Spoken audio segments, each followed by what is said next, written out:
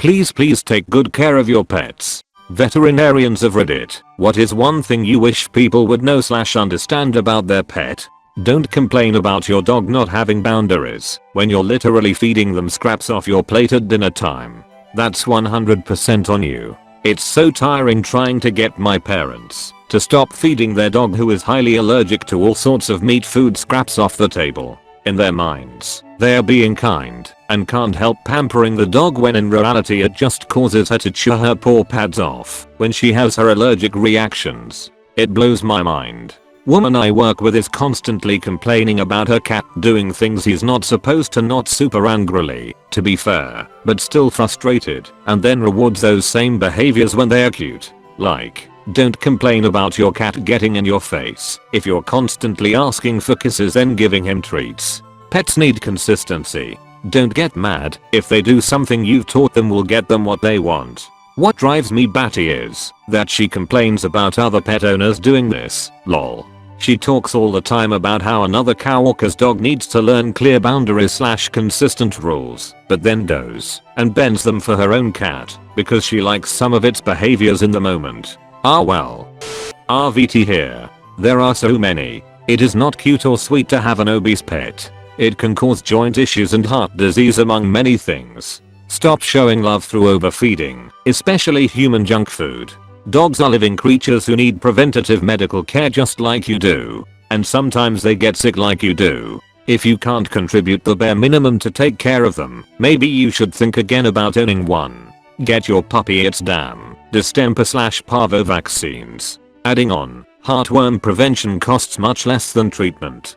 Vaccines you get at the drugstore on the corner or the feed and tack shop are not as good or the same as the ones you get at the vet. Just because your dog is scratching its ears does not mean it has ear mites. Your cat is not urinating outside the box because it's a jerk. It might be, it probably has an infection. Not eating for 3 days while vomiting and having diarrhea is a huge deal. That 5-pound chihuahua or even 80 pounds lab can't lose that many fluids without having any intake and be okay, and neither would you. Please vaccinate your dogs. Also, if you cannot afford to spay or neuter, you cannot afford a pet. Not a vet, but my mommy's. One thing that really frustrates her is the myth that neutering a cat will make them fat and lazy. It reduces the amount of calories they need, which means they need less food and or more exercise to maintain the same weight. Cats generally get less energetic as they get older regardless, but most will still perk up if you make the effort to wave a toy in their face every so often. My cat is 13 and likes nothing better but to sleep in different spots in the house all day. But the moment I take out a piece of string of the laser pointer, kitten mode is activated. About their pet, the best one I know is one I heard a while ago. You have your life, your job, your friends, your family to provide your social interaction per day. Your dog only has you. Interact with your dog for more than 5 minutes per day and maybe your dog will not go out barking every 5 seconds. I heard something similar.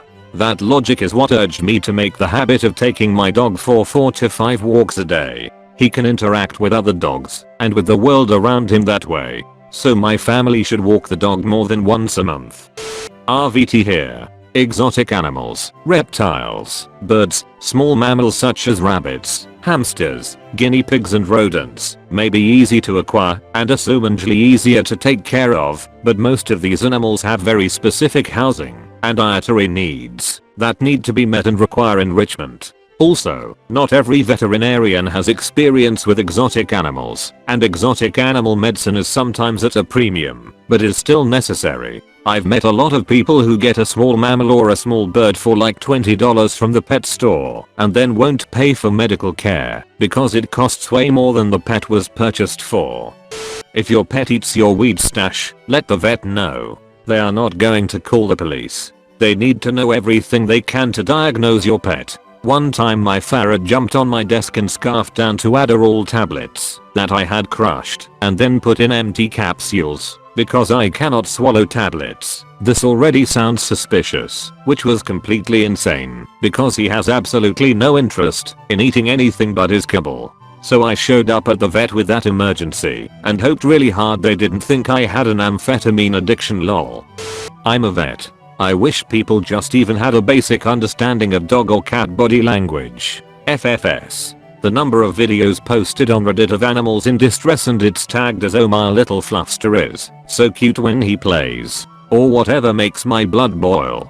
That kind of moronic ignorance is what gets children bit by the pet dog or the cat who is now dying because the owner had no idea of the signs 4 months ago. Oh man, the dog and baby videos kill me. You've got a dog with flat ears and curling lips trying to back away from a kid and the poster is "oh look how sweet pork chop is with Maddie." Ma'am, that's not sweet. Your dog's about to decapitate your child. From my former vet tech girlfriend, don't leave your pets to be euthanized without you. It's hard to be there and it's hard to watch, but if you leave them, they will die scared and looking for you. She had to try and comfort pets whose owners couldn't bring themselves to stay, and it's one of the few things that makes her cry. If you see a stray cat with a cleanly, clipped ear tip, do not take it to a shelter. Either take it home to live with you or leave it on the street. Clipped ears mean they were caught, neutered/spayed by the city/county and released. This is a way to control cat populations and, over time, protect wildlife. They compete for resources with fertile cats without adding to the population. In many cities, stray cats are more likely to be adopted from the street than in the shelter.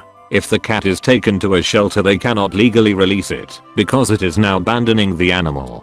That cat will be euthanized or at best absorbs resources until it finds a home. I'm a vet. 99% of patients are okay with drop-off appointments due to COVID. The number of clients claiming my pet has severe anxiety, "I can't believe you're making him go in alone," is quite high. Almost all pets are fine. And the ones who aren't fine, I've allowed owners in the building to help. There's been two since March who actually were in distress despite people complaining daily about it being an issue. Also, I think people need to learn more about the medical process in general. Tests are usually required to make a diagnosis. Sometimes even with tests the diagnosis is grey. Sometimes spending all the money will not guarantee success. Many times there's not a magic shot I can give to fix it. Ripping your cat's claws out to preserve your furniture is absolutely disgusting and inhumane. Don't justify it by saying that at least you're giving him/her a good home. You're depriving the animal of one of the core essence of being a cat. Vet in the UK. The sounds that flat-faced dogs make are not normal. There is no such thing as he/she is just a bit stiff, but he/she is not in pain. It's just old age. If your dog/cat is stiff or slowing down on walks, then it's very likely they are in pain. On the same note, pain relief is important. Yes, all pain relief has side effects just like all human medication does, but please don't let your pet suffer. If your vet says your dog/cat needs a dental, then please follow their advice. I've seen some horrendous mouths covered in calculus with teeth falling out, and the poor animals had to put up with it for years because he/she is still eating, so his/her teeth must be fine. The internet is not a place for you to self-diagnose and treat your pet. I saw way too many things happen to pets that didn't need to, like putting oregano or oil in your dog's ear to treat an ear infection, or water, or letting your other dog lick its ears clean. Giant dogs and little dogs are both expensive, but giant breeds require more quantities of meds if needed. Be aware of common ailments for your breed. No, you don't need your pet to produce a litter once. They don't care if they have one or not. For the love of all that is holy, stop using chain and extending leashes. Please. Don't let your dog loose into the clinic either, or your children. We aren't babysitters. We cry with you when you lose your pet. We take every loss with us. If you aren't there during the procedure, we are still holding them close, petting them and talking to them the whole time. If your dog is super stressed or can be nippy, let us know before we begin the exam. A muzzle is safer for everyone involved if it is needed. If you get a puppy, touch them everywhere all of the time. Lightly restrain, lift up and down onto different surfaces, get them used to noises. It will make the vet a better experience for them. The best time to get pet insurance is when they are young, before anything has happened. If you do, read your policy. If you don't understand something, ask questions. There will be a waiting period before your pet's coverage starts, so you cannot get pet insurance the day of and have it be covered. Vets don't get a bonus or award for selling prescription dog food. They have them so they can aid in the treatment of whatever your pet is dealing with. Those are the companies doing the research to create specialized diets, and until more holistic brands do, this is what's out there. Be nice to vets and their staff. Vets have one of the highest suicide rates of any profession. Techs don't do it for the money, they usually aren't paid well enough, and the average time a person stays in that career is only 5 years. Oh yeah, please don't bring your cat in a bag of dog food. If you don't have a carrier, the vet can probably lend you one, or bring the cat in a pillowcase.